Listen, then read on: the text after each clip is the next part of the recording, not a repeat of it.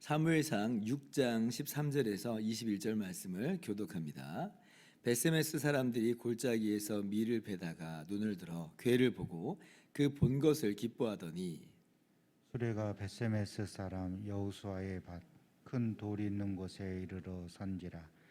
무리가 수레의 나무를 패고 그 암소들을 번제물로 여호와께 드리고 레위인은 여호와의 궤와 그 궤와 함께 있는 금 보물 담긴 상자를 내려다가 큰 돌 위에 두매 그날에 베세메스 사람들이 여호와께 번제와 다른 제사를 드리니라. 블레셋 5방백이 이것을 보고 그날의 에그론으로 돌아갔더라. 블레셋 사람이 여호와께 속건 제물로 드린 금 독종은 이러하니 아스돗을 위하여 하나요, 가사를 위하여 하나요, 아스글론을 위하여 하나요, 가데를 위하여 하나요, 에그론을 위하여 하나이며 드린 바 금쥐들은 견고한 성읍에서부터 시골의 마을에까지 그리고 사람들이 여호와의 궤를 놓은 큰 돌에 이르기까지 5방백들에게 속한 블레셋 사람들의 모든 성읍들의 수대로였더라. 그 돌은 베세메스 사람 여호수아의 밭에 오늘까지 있더라. 베세메스 사람들이 여호와의 궤를 들여다본 까닭에 그들을 치사 5만 70명을 죽이신지라. 여호와께서 백성을 쳐서 크게 사륙하셨으므로 백성이 슬피 울었더라. 베세메스 사람들이 이르되 이 거룩하신 하나님 여호와 앞에 누가 능히 서리요 그를 우리에게서 누구에게로 올라가시게 할까 하고 같이요.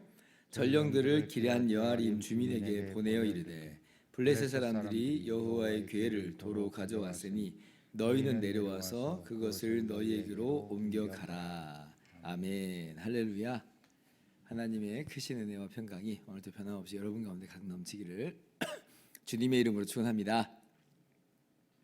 오늘 본문 말씀은 돌아온 하나님의 언약궤를 맞이하여 드리는 이스라엘 사람들, 특별히 그 중에서도 베세메스 사람들의 모습을 그려주고 있습니다. 이스라엘이 범죄하고 이스라엘이 전쟁에서 패하여서 빼앗겨버린 언약궤잖아요. 그런데 그 하나님의 언약궤가 자기 발로 돌아온 거예요. 이스라엘 백성들이 어떤 공로나 어떤 힘으로나 해서 그렇게 다시 빼앗아 온 것이 아닙니다. 그러니까 이스라엘 사람들, 이 베세메스 사람들이 얼마나 기뻐요. 야, 이게 어떻게 된 일인가라고 하면서 깜짝 놀라면서 정말 기뻐하고 또 감사합니다.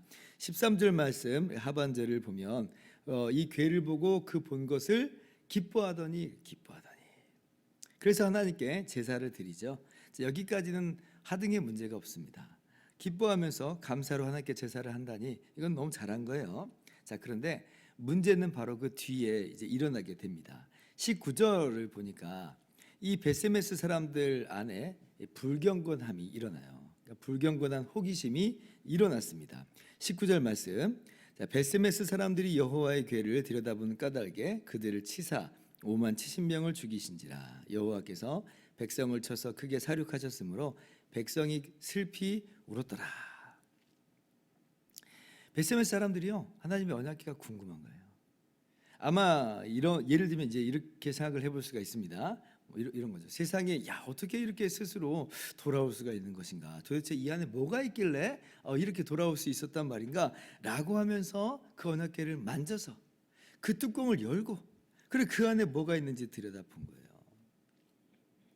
여러분도 잘 아시다시피 이 언약궤는 이렇게 함부로 다룰 그런 것이 아닙니다.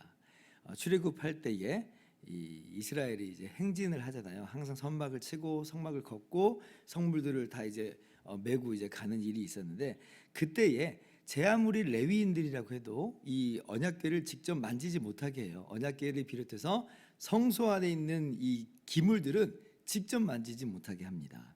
민수기 4장 15절 보면 성물을 만지지 말라 그들이 죽으리라.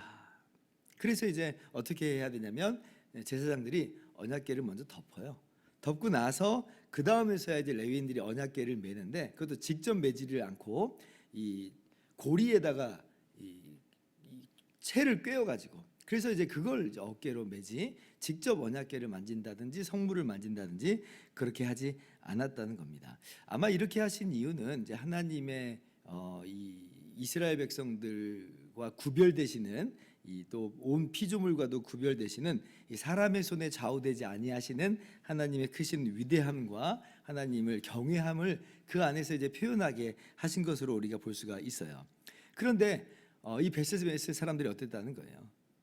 언약궤를 만지고 그 뚜껑을 열고 그 안을 들여다봤다. 하나님의 말씀에 이제 불순종을 한 거고 정말 크게 불경건한 그런 일을 저지르게 된 것입니다. 그래서 하나님께서 진노하시죠. 블레셋을 쳤던 하나님의 능력과 하나님의 전능하심이 아이러니하게도 이제 범죄한 이스라엘 백성들에게 내리는 거예요. 그래서 무려 5만 70명이 죽습니다. 어마어마한 큰 이 죽음이 이제 이스라엘에게 찾아왔죠. 뭐 어떤 분은 아니 베세메스라고 하는 그 동네 규모 자체가 이렇게 안 되는데 어떻게 5만 명이나 넘는 사람이 죽겠느냐, 70명일 것이다 이렇게 생각하시는 분들도 있어요. 또 어떤 사본에 보면 그래서 5만이라고 하는 단어가 빠져 있기도 합니다. 그런데 많은 사본들은 5만 70명을 그대로 다 기록을 하고 있어요. 아마 이렇게 생각을 해볼 수가 있어요.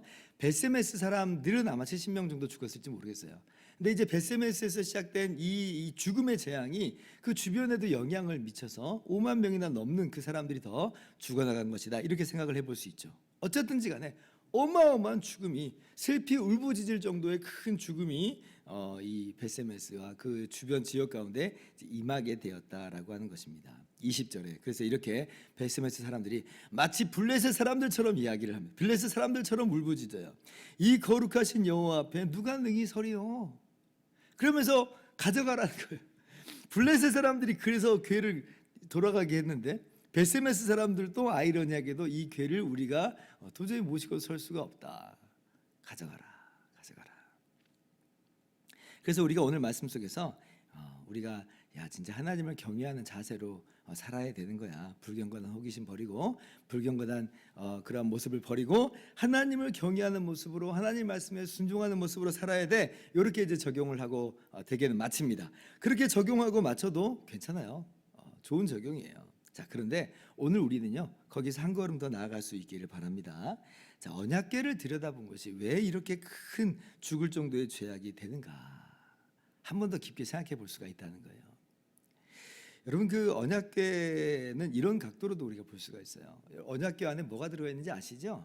언약궤 안에는 하나님께서 친히 쓰신 이 십계명의 두 돌판이 들어가 있습니다. 율법이 들어가 있는 거예요. 온 율법의 요약이면서 율법의 핵심, 진정한 도덕이고 진정한 윤리, 진정한 의로움이 이제 어떻게 보면 의로운 윤리가 그 안에 이제 들어가 있는 거예요. 자, 제가 말씀드리는 건 뭐냐면 이거예요. 근데 그 진정한 하나님의 법, 하나님의 윤리, 하나님의 도덕, 하나님의 그 의로우심 앞에 그걸 들여다봤을 때 아무것도 우리가 그 율법과 우리 사이에 아무것도 없이 우리가 그 율법을 들여다보았을 때 어떤 일이 벌어지겠느냐 하는 거예요. 어떤 일이 벌어지겠느냐. 누가 이 하나님의 율법 앞에 누가 능히 설 수 있겠는가? 누가 능히 설 수 있겠는가? 내가 과연 이 율법을 완전히 다 지켜 행했다라고 말할 수 있는가? 율법 앞에 떳떳하게 내가 설 수 있는가라고 하는 거예요. 그렇지 못하죠. 갈라디아서 3장 10절을 보면 누구든지 율법책에 기록된 대로 모든 일을 항상 행하지 아니하는 자는 저주 아래에 있는 자라 말씀하세요. 그래서 우리가 율법과 이 십계명과 우리 사이를 아무런 것도 없이 마주하게 된다면 우리는요 저주 아래에 있는 자로 나타나게 되어 있습니다. 저주 아래. 왜냐하면 우리가 율법대로 행하지 못했거든요. 항상 모든 일을 행했나요? 그러지 않아요. 그래서 오늘 말씀은요 하나님께서 만지지 말라고 하는 것을 만지고 들여다본 것 자체도 죄가 되는데 어쩌면 율법 앞에 죄인의 모습으로 섰을 때에 망할 수밖에 없는 인간의 비참한 운명을 이 베세메스 사람들이 그대로 보여주는 거예요. 그래서 하나님께서 이 출애굽 당시에 어떻게 하시냐면 궤를 만들라 하시고 그 안에 십계명의 두 돌판을 두세요. 그리고 나서 뭣도 만들라고 하냐면 뚜껑을 만들라 하세요. 뚜껑을 만들어서 그 궤를 덮게 하십니다. 그리고 그 뚜껑의 이름이 너무나도 놀랍게도 뭐냐면 속죄소예요. 속죄소. 그 뚜껑이 아무런 의미 없이 그냥 덮는 게 아니라 의미가 있다는 거예요. 속죄소예요. 속죄소.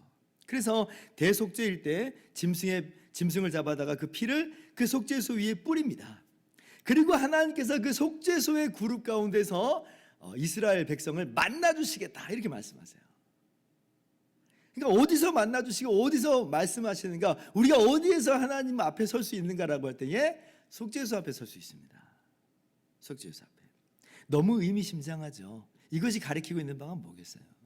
이거는요, 예수님께서 우리를 위해서 대속하신 그 십자가의 피를 의미하는 거예요. 주님의 십자가 죽으심이 이 율법을 덮는 거예요. 그렇게 해서 많이 우리가 이 하나님의 언약궤 앞에 서는 거지, 그렇지 않고 뚜껑 벗고 뚜껑 열어버리고 이 율법을 보는 순간, 율법을 마주하는 순간 우리는 다 영원히 망할 수밖에 없는 것입니다.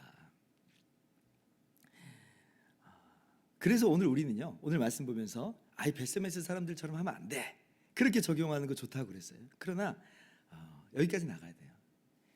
사실 우리나 베세메스 사람들이나 별반 다를 바가 없는 사람들인데, 어떤 의미에서 율법 앞에 섰을 때에, 하나님의 법 앞에 섰을 때에 똑같이 망해야 되는 사람인데, 너네 왜 그래서 이렇게 손가락질을 할 사람들이 아니라, 사실 우리도 율법 앞에서는 망해버릴 수밖에 없는 존재인데, 근데 그 율법을 덮는 거룩한 속죄소가 되어주신, 우리를 위해서 대신 몸 찢으시고 피 흘리신 주님의 은혜가 얼마나 크고도 놀라운가. 그래서 내가 그 안에서 살았구나 라고 하는 것을 우리가 발견할 수가 있어야 돼요. 얼마나 감사한지. 그러니까 우리가 율법을 항상 생각할 때는 예수 그리스도 안에서 봐야 됩니다. 예수 그리스도를 통해서 봐야 돼요. 그렇지 않으면 율법은 우리에게 사망으로, 저주의 심판으로 나오거든요. 율법이 필요 없다는 얘기가 아니라, 율법은 그 다음에 우리가 거저 그렇게 구원받은 우리가 하나님의 백성답게 살아가야 되는 귀한 지침이 돼요. 왜냐하면 하나님 말씀이니까. 그런데 우리는 그것 때문에 내가 자격을 얻고 의로움을 얻는 것이 아니라, 거저 이 죄인은 망할 수밖에 없지만 주님의 십자가로 죄 용서받는 것뿐이고, 주님의 십자가 때문에 의롭다함을 우리가 인정받는 것뿐이고, 그러니까 감사와 찬양으로 우리는 하나님께 오늘도 영광을 돌린다. 오늘도 이 사실을 더 깊이 묵상하면서, 우리를 위해서 대신 몸 찢으시고 피 흘리신 주님의 은혜와 사랑을 깊이 묵상하면서 감사하며 그렇게 하나님을 경외함으로 나아가는 저와 여러분 모두 되기를 주님의 이름으로 축원합니다. 기도하겠습니다.